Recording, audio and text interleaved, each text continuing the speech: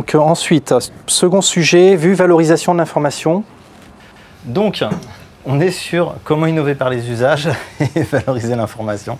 Et là, je ne sais même pas si je vais aller au bout. J'ai pris deux portraits d'innovateurs très connus. Le premier, c'est Henry Ford. C'est des époques très différentes. Le premier, c'est Henry Ford, donc, en particulier avec sa première voiture. Et la petite citation qui est reprise par énormément de monde sur le fait que pour lui, ses clients étaient incapables d'imaginer leurs besoins. J'ai pris également Steve Jobs, enfin les deux sont des réussites. Hein. J'ai pris également Steve Jobs, qui lui avait une aversion profonde des études de marché, qui prenait régulièrement comme exemple la petite citation d'Henry Ford, et qui pensait que ce n'était pas le boulot des consommateurs de définir leurs besoins, d'exprimer ce qu'ils veulent, de dire ce dont ils avaient besoin. Néanmoins, malgré tout, même si ce sont deux grosses réussites, ce qu'il faut voir, c'est que la question que je me suis posée, et c'est le sens de toutes les démarches que je fais au niveau de mes clients quand je les accompagne, c'est est-ce que la question est de demander à l'utilisateur ce qu'il veut ou de l'accompagner pour lui faire identifier, mettre le doigt, l'aider à exprimer, l'aider à formaliser et l'aider à mettre en œuvre ce dont il a réellement besoin. Et on est sur deux points de vue différents. Le point de vue de ces deux innovateurs-là, il est tout à fait respectable, il a marché pour eux. Mais est-ce que c'est celui-ci qui va marcher demain pour les futures grandes entreprises, si tant est que ce soit des grandes entreprises au sens où on l'entend? Je ne suis pas certain. Et donc si on revient sur l'information et le flux information, pour innover par les usages, à mon sens, il faut revenir à l'utilisateur. Et donc, il faut mettre l'utilisateur au centre de la réflexion. Après, il n'y a pas une seule démarche à suivre, il n'y a pas une seule vérité. Je vous ai mis ici un petit schéma qui résume une démarche, la démarche globale du design. Quel que soit le type de design, design produit, design de service, design d'expérience utilisateur, c'est la démarche de base du design qui est on met l'utilisateur au centre, qu'on le mobilise ou non, qu'on fasse appel à lui ou non, il est au centre.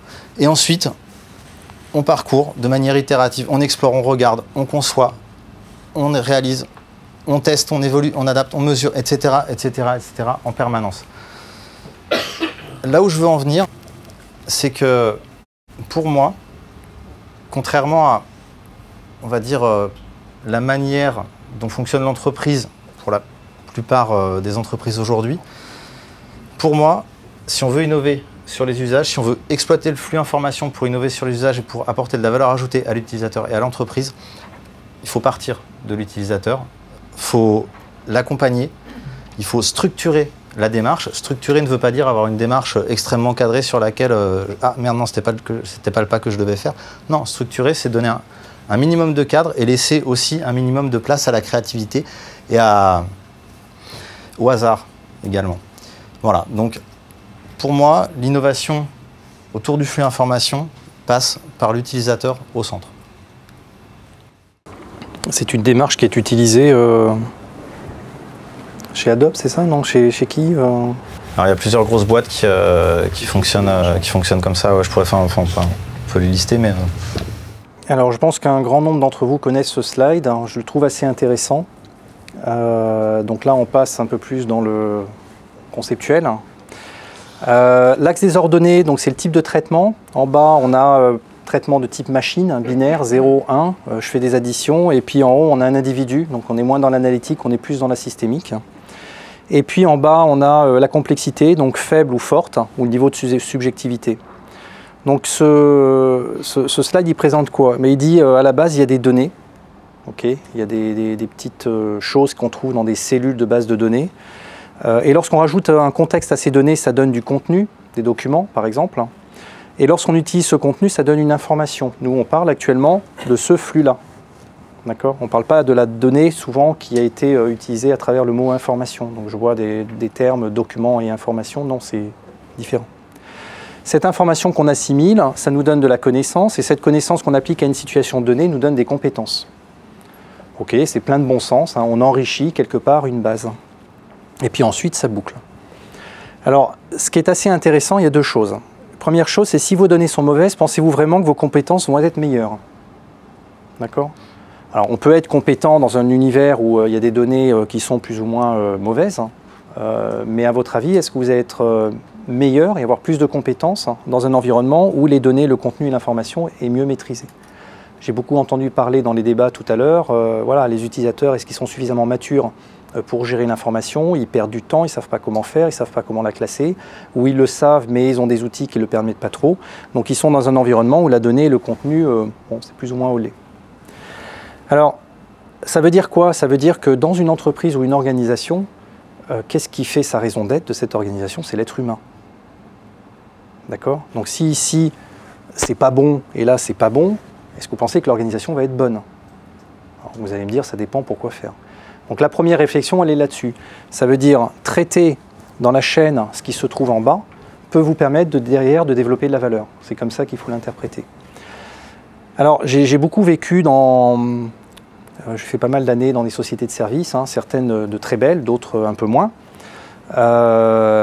Et puis on en parlait tout à l'heure un petit peu Fabien, on est aujourd'hui dans un tournant. Il y a des évolutions au niveau de la société qui sont très fortes. Donc il y a des grosses tendances. Et il y a une des tendances, hein, c'est le qualitatif.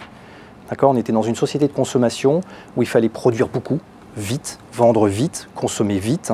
Et au bout d'un moment, on commence, l'être humain a une faculté d'adaptation, donc on commence à dire stop. Et on cherche autre chose. Donc il y a des tendances qui sont en train d'évoluer et d'émerger et qui sont justement d'aller à contre-courant de ce mode de fonctionnement. Il y a beaucoup d'entreprises qui considèrent que connaissances et compétences, ouais, c'est bien, c'est important. Oui, il faut des connaissances et des compétences, mais derrière, voilà, on continue d'avancer, c'est plus important de vendre. Ok, il y a une inversion de tendance, ça veut dire qu'aujourd'hui, on considère que la connaissance et la compétence, et je parle du management, donc des directions de différentes entreprises, qui sont en train de dire ça a de la valeur. Avant, on le disait, mais on ne faisait rien. Aujourd'hui, on commence à le dire et on fait.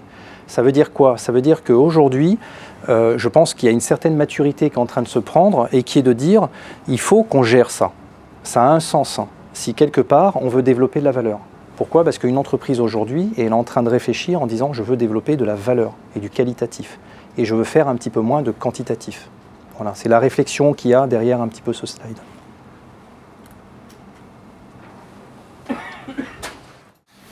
L'angle de vue que je vous propose là, sur les questions d'innovation, c'est finalement répondre à la question est-ce que les règles tuent la créativité et l'innovation? On n'a quand même pas besoin de tout ça, on est déjà surchargé, voilà.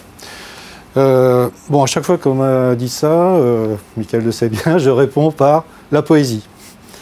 Non pas que je sois un poète, mais la poésie c'est quoi? C'est quand même une image de créativité, je pense. Et entre des choses que je ne connais pas trop, les rimes, les alexandrins, les acrostiches et toute autre chose, avec des tas de règles, on fait quelque chose qui a quand même l'image de créativité. Alors, pour le flux information, je crois que l'enjeu, c'est de ramener ça à une dimension collective. Et de se dire que si on arrive à faire un patrimoine d'information contraint par des règles de gouvernance, ça sera aussi potentiellement un cadre de créativité. Mais pour l'utilisateur, il y a quand même quelques conditions. L'utilisateur, il est double. Il est consommateur. Et moi, je m'attends, quand je suis consommateur d'informations, à retrouver facilement. C'est le Google à Fabien. Mais ce que je trouve, c'est ce qui existe. Quelle valeur ça a? Et là, on commence à aller vers référentiel et gestion des connaissances. Donc, il faut que le patrimoine rende ce service. À l'inverse, en tant que producteur d'informations, puisque c'est ma deuxième casquette, il faut que je contribue.